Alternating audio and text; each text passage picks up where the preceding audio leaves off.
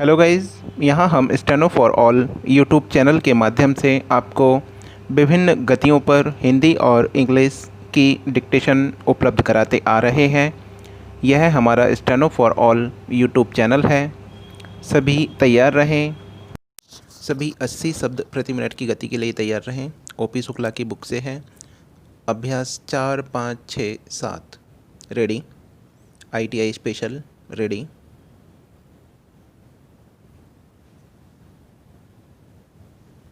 महोदय, आज देश के अंदर क्या हो रहा है? जनता सब कुछ देख रही है। पिछले दिनों कलकत्ता में आयोजित कांग्रेस अधिवेशन में हुई अनुशासनहीनता से देश व प्रदेश की जनता क्या सीखेगी? स्टेशन पर मची भगदड़ में दर्जनों लोग घायल हुए और अस्पताल में भर्ती हो गए, परंतु अधिवेशन में इस बात का जिक्र तक नहीं किया गया कि भगदड़ क्यों हुई। यह तो कठिन है, पर ध्यान देने की बात तो यह है कि इस अधिवेशन में 1300 बावर्ची खाना बनाने में लगे थे और सभी प्रदेशों के स्वादिष्ट व्यंजनों को बनाया गया था। फिर भी कार्यकर्ताओं ने आदतन फल बाजार जाकर दुकानें लूटीं।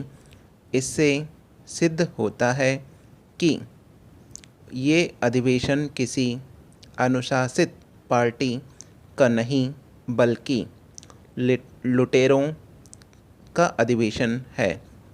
दूसरी ओर रुष्ट वरिष्ठ कार्यकर्ता सुश्री ममता बनर्जी ने एक अलग मंच का संबोधन करते हुए यहाँ जाकर जो भाषण दिया, उससे भीषण भीड़ ने ध्यानपूर्वक सुना और कांग्रेस का एक विधिवत आयोजन हो गया। यह बात और है कि इस अधिवेशन में सोनिया गांधी की तस्वीर टांगी गई, क्योंकि उन्होंने इस अधिवेशन में अपनी उपस्थिति जताने की मौन सहमति दे दी थी।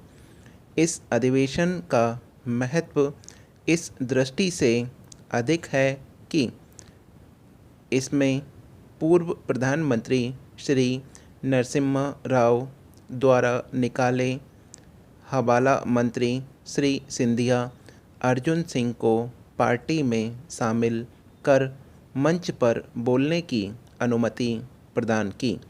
महोदय, मैं बहुत दिनों से प्रयास कर रहा हूँ कि आरक्षण की परिभाषा कहीं मिले। रेलवे आरक्षण तो पहले से कराया जाता है, परंतु आरक्षण की मांग आरक्षी व्यक्ति करता है, परंतु शासन आरक्षण दे रहा है, जबकि किसी वर्ग विशेष द्वारा यह मांग नहीं की जाती है। इससे साफ जाहिर है कि एक पक्ष तो उदासीन है, पर सत्तासीन लोग जो अपने निहित स्वार्थों एवं वोट के उस वर्ग का मन जीतना चाहते हैं, आरक्षण की उस वर्ग के लिए मांग करते हैं। शासन भी बिना विचार के आरक्षण दे देता है।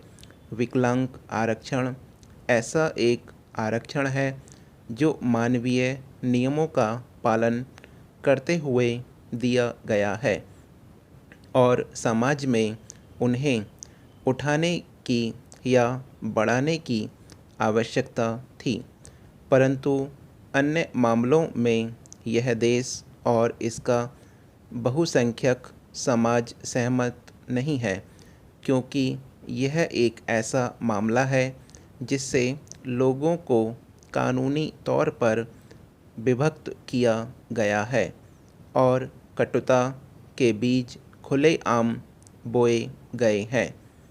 अब आप आरक्षण की तालिका का अवलोकन करें तो पाएंगे कि जातिगत, धर्मगत और वर्ग विशेष का आरक्षण बढ़ता ही चला जा रहा है, जबकि आबादी के हिसाब से उस कौम के लोगों का प्रतिशत उतना नहीं है जितना कि कौम विशेष को आरक्षण दिया जा रहा है। महोदय, यह जीवन समस्याओं से भरा हुआ है। सभी सुखमय जीवन की कामना करते हैं, बस भावना सीमित है। सभी अपने परिवार तक सीमित हैं। पहले लोग देश की बात करते हैं, फिर प्रदेश, जिला, कस्बा, गांव, परिवार, रिश्तेदार की बात करते थे। अब पहले स्वयं, फिर परिवार, रिश्तेदार, गांव, शहर, जिला, प्रदेश और देश की परवाह करते हैं। यह क्रम ठीक नहीं है। आज 90% लोग झगड़े, जातिवाद, धर्मवाद, क्षेत्रवाद पर आधारित होते हैं। अब तो राजनीति केवल वाद पर आधिपत्य जमाए हुए है। अभी हाल के चुनावों में हुए टिकट वितरण में खुलेआम मतदाताओं के प्रतिशत के आधार पर टिकट वितरित किए गए। अमुक जाति के इतने लोग हैं, अतः अमुक प्रत्याशी ठीक रहेगा। यह नीति राजनीतिक देश के हित के लिए ठीक नहीं है। जब उम्मीदवार जातिगत आधार पर जीतना चाहेगा तो वह किस प्रकार से देश का, दल का, राज्य का हित सोचेगा। जब उसकी सोच का दायरा ही सीमित है तो फिर आप स्वयं तय कर लें कि वह क्या करेगा। अतः मेरा निवेदन है कि जातिगत व दलगत राजनीति से ऊपर उठकर देश के बारे में सोचें, तभी देश विकास के पथ पर अग्रसर होगा एवं लोग सुखमय जीवन व्यतीत कर पाएंगे। श्रीमान, यह पहला अवसर है जबकि चुनाव के पूर्व टिकट वितरण में ही जनता दल के मतभेद सामने आ गए हैं। या फिर यह कहना उचित होगा कि सीमेंट सूखने से पूर्व ही महल में दरार आ गई है। जो लोग टिकट की खींचतान कर रहे थे, उनमें से एक उम्मीदवार अब भारतीय जनता पार्टी में शामिल हो गया है और शेष बचे लोग स्पष्ट हताश नज़र आ रहे हैं।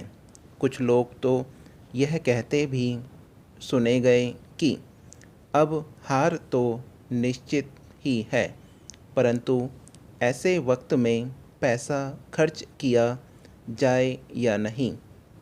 दल के राष्ट्रीय कोष से प्रत्येक उम्मीदवार को अभी 6 लाख रुपया प्रदान किया गया है, जबकि ऐसी आशा की जाती है कि 2 लाख रुपया और प्रत्येक उम्मीदवार को दिया जा सकता है।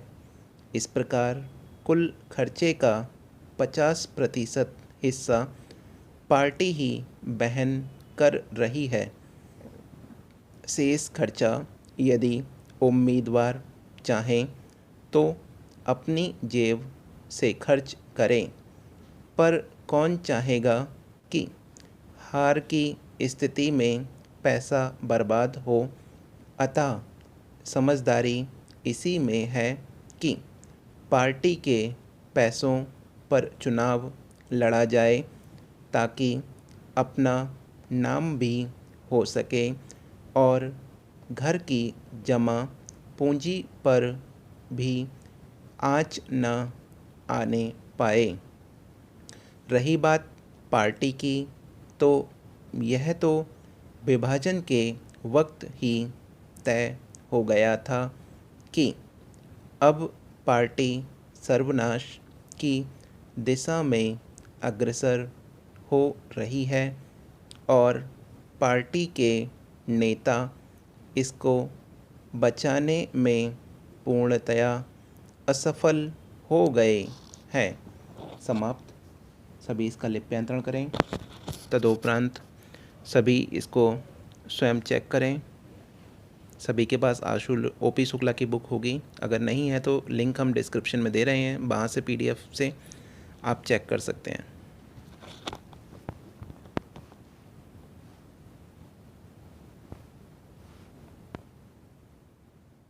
सभी 80